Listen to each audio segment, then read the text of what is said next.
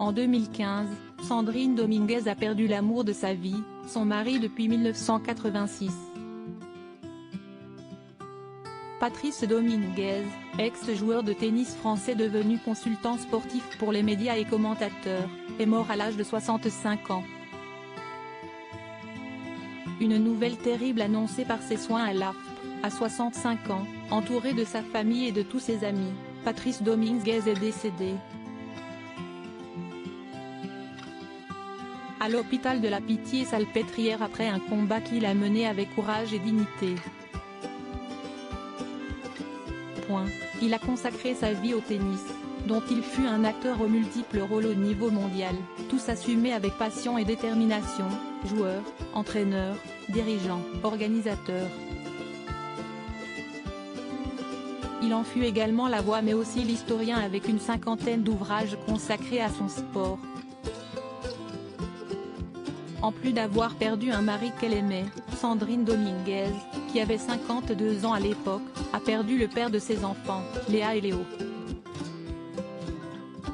Patrice Dominguez, classé numéro 1 français à 2 reprises pendant sa carrière, en 1976 et 1978, et qui a entraîné Henri Lecomte et Fabrice Santoro, est mort le 12 avril 2015, des suites d'un cancer du poumon.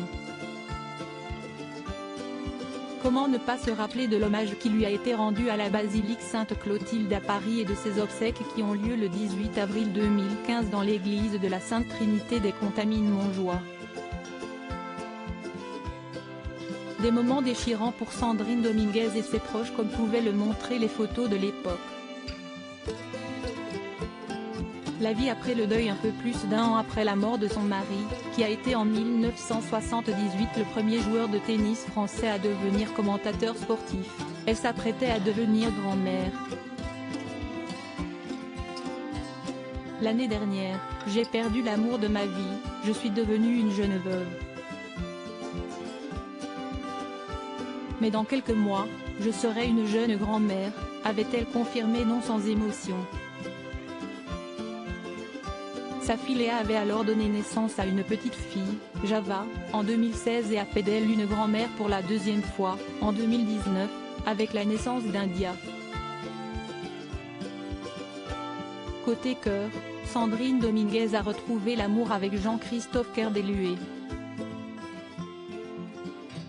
Président fondateur de NW Group. Ils se sont même mariés en juillet dernier.